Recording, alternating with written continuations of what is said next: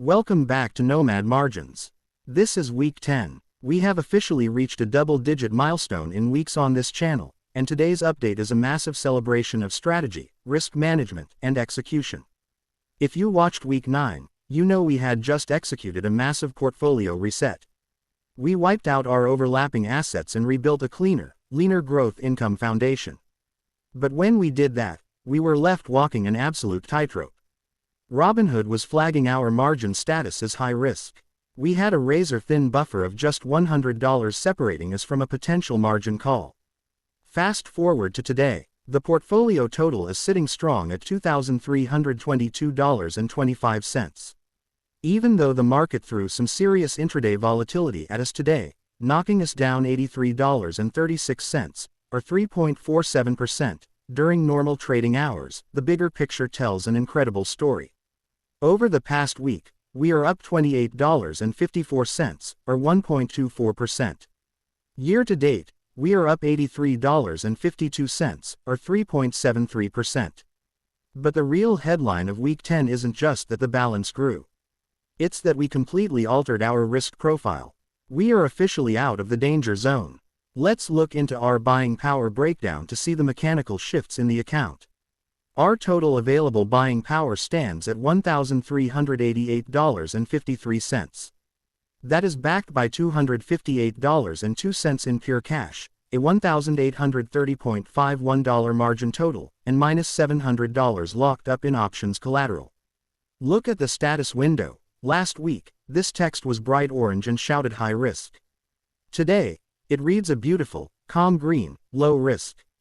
Our total maintenance requirement is currently sitting at $1,053.33, and our equity buffer has expanded from last week's shaky $100 cushion up to $322.36. We are now 13.88% above our maintenance minimums. Expanding our equity cushion by over 200% in a single week gives this account the structural integrity to withstand market dips without forcing us to liquidate assets at a loss. Now let's review how our new, leaner asset allocations are holding up. Here is the full breakdown of our concentrated positions. CHPY, our semiconductor option income ETF, remains our heavy-hitting yield generator. We've scaled our holding up to 12.073 shares, representing a total market value of $234.71. VUG, our pure growth anchor, holds 5.76 shares valued at $125.78, giving us wide exposure to premier tech without index clutter. Our safe haven asset, GLD, sits at 0.813 shares totaling $84.12, providing a brilliant cushion on heavy red equity days.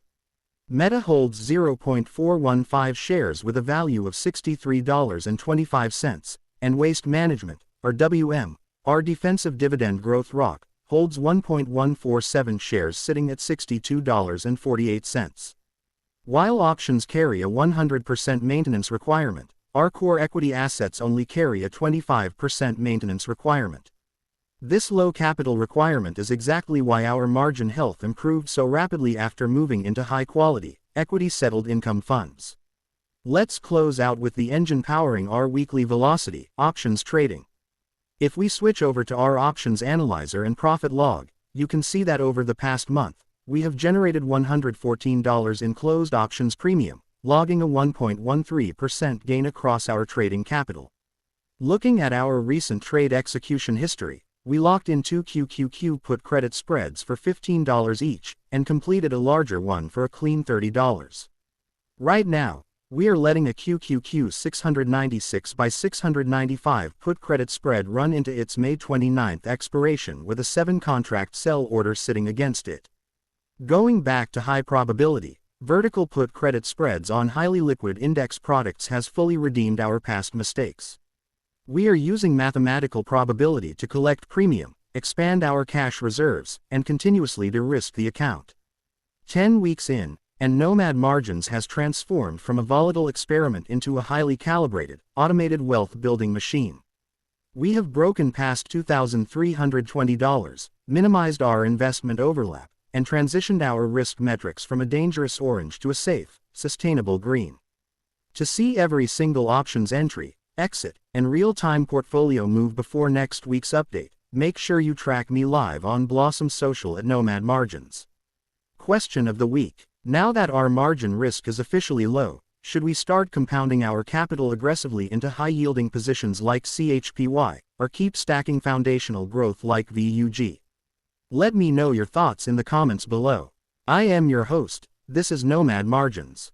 Keep your risk low and your margins high. I'll see you in week 11.